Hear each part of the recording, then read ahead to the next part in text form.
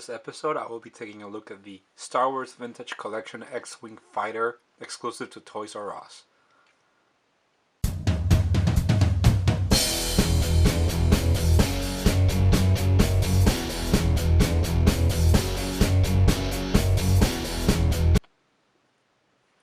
So, a little background story about this guy. I purchased him back in 2014.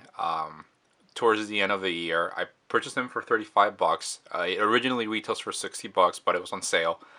At the time, there was a bunch of these on sale in the Toys R Us that I went to. It was back in Florida when I was living in the area. I opened it up originally. I put it together. I immediately took it back apart because I was moving, and I put it back in the box, and it's been sitting on that box for the past year and a half or so. So I really don't know much about it. So this review that I'm doing of the vehicle is also me kind of just getting to see, really study what I actually purchased. So here we have the box, and if you know Star Wars toys, if you know what Hasbro did in the 2012 to 2013, they were doing the vintage collection, which is basically they had a bunch of modern action figures, and they were all being packaged on the classic Kenner boxing from the 70s and 80s. So that's why you see down here the Kenner logo.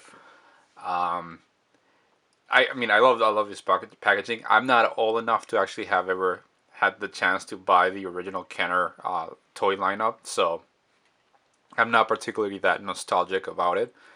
I do think it's really cool. The packaging itself, there's some packaging that allows you to see what's inside. This one's just one of those where you just don't get to see the actual figure inside until you buy it and open it at home.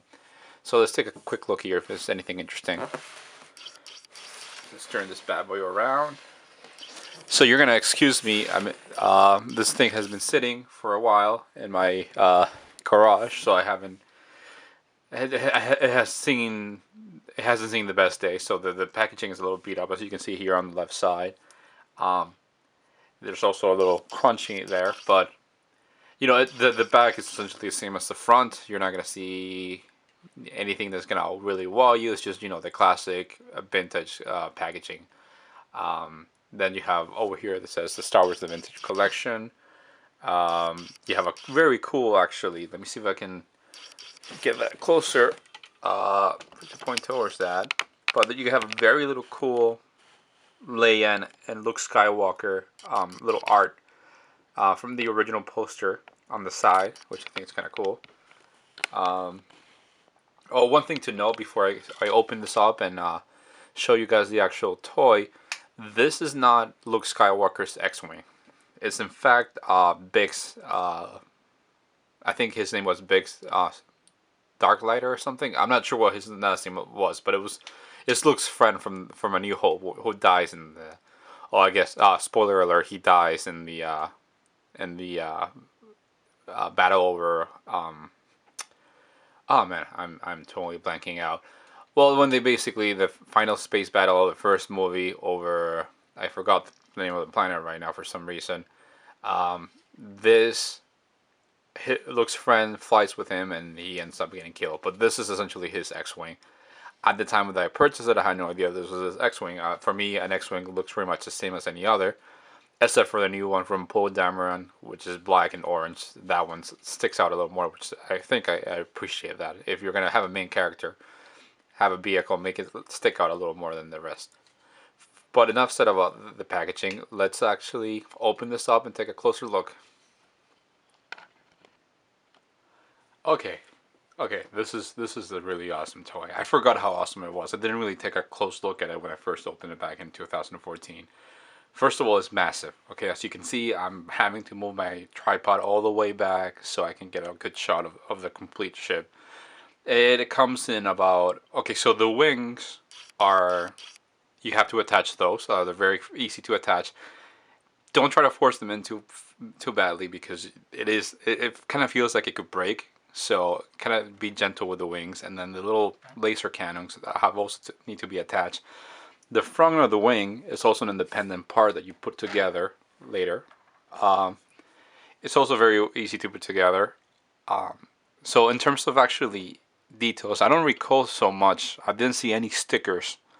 Um, Something you have to know about me is I have a huge problems with stickers. I just don't like stickers in toys. I never liked them. I don't see the point of why we have to sometimes put stickers on a vehicle or anything, any of that. So I don't recall having any stickers on this X-Wing. I try to look around the actual model. Like maybe I don't remember putting them on when I first opened him, but there actually doesn't appear to be any stickers on it, which is a huge plus. I mean, the detail and paint job on this thing is beautiful. I'm a big critic of Hasbro toys, and I often forget they're intended for toys, not for crazy collectors like myself. But if you're a collector, like a Star Wars collector, an adult collector, you know that their toys can be a hit or miss, especially lately. But this is an outstanding piece. I just really love it. So right now I'm standing on the on the three landing gears, which are really easy to retract right now. There's no switching around them that allows them to be. Let me see if I can do that. There's no switch or anything that will allow you to automatically push them out. You just have to do that with yourself, with your hands. Um, the front one, it's about the same. This, I'm gonna go ahead and show you guys what this thing has while I'm at it. So you have the three landing gears. You have this little turbo thing where you can put those plastic little cannon things that shoots out. There's a little switch there that shoots at it. It's kind of cool how it kind of flips around. It rotates into place, and then you can rotate it back into outside like that. Then it has this little compartment thing. Just take a closer look at that. I'm not really sure what that's supposed to be. I guess it's just a compartment, and I guess that is cool. If you have little pieces of something that you want to put in there, like multiple pilot helmets for your pilot action figure or whatnot. It's not a bad addition, but I personally I don't think it's really that not necessary at all. Let me just get that right in there. Get some lighting here, right. So, see the back of this bad boy. A lot of awesome detailing in that. Very awesome. A lot of very good paint job with the burning around well, what do we call that? The engines, I guess, of the ship. Here's the top of it. The starship does not include any figures, so if you do have an R2D2 or any other protocol of droid, you can put him in there. I'm sure he'll fit fine. I honestly don't have one right now open that I can show you guys there. There is something that I really like about this, and that's the cockpit itself. Once you open it, if you can take a closer look, let me just get some light in there.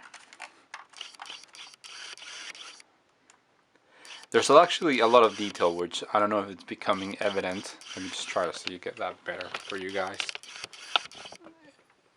I don't know if that's evident, the detail that you can find in this thing inside. This is a pretty nifty little thing. You can pull this up, which is the control panel for the ship. You can pull it up carefully, right? And then that gives you more ability to, it just makes it easier for you to put in the figure there. And it's attached to a string, so you can loose it easily. Another cool thing here that I like about this is, you guys remember in A New Hope where Luke brings out the targeting computer and to be able to shoot the missile into the Death Star? This has that little computer there. See? You can pull it out. It doesn't really align properly, but you know, it wasn't a necessary addition and it's in here for some reason, and I'm sure we can appreciate that. Right, oh, let me just put the control panel back on in here. It's a lot of detail in that little control panel, you can see. Let me just refocus that a little. Yeah, there's a lot of good detail on that. So you close this bad boy up, and then we go back here at the bottom again. Let me just zoom out a little from that. You got a little lever here, lever of some sort, and then you put it down and then to the side, and it opens the X-wing, and it gets the X-wing ready in attack position. Here's the weird thing. This is probably the only complaint I have about the ship so far. It has like a weird wobbly. The wings are really wobbly when you shake it around like that. I mean, for adult collectors, this doesn't really mean much because, you know, we don't really play with these. We just have them on display. So if you have this on display somewhere, this is not going to be an issue. But if you're a kid and you're buying this to play with, or you're getting this for your children, I don't know. I don't know if this is actually the most, you know, kid-friendly toy there could be. It definitely looks like it was intended for collectors, though. I mean, the amount of detail alone just tells you that it's just not the average toy. Okay, so now the next test that I want to run into, which is a very important one, is how good does the figure fit inside of it. So I have right here on the side. I actually don't have at the moment any Rebel pilots from the original trilogy available for us to be able to do this test, but I do have a Poe Dameron Black Series. He was the exclusive over Walmart, so he has added articulation on him. So I'm gonna go ahead and see how he fits inside. This might take a bit, so I'm gonna cut now and come back to you guys in a second. Okay guys, I admit I recognize my defeat. I've tried for the past 10 minutes or so to get this guy to fit inside, and I just can't.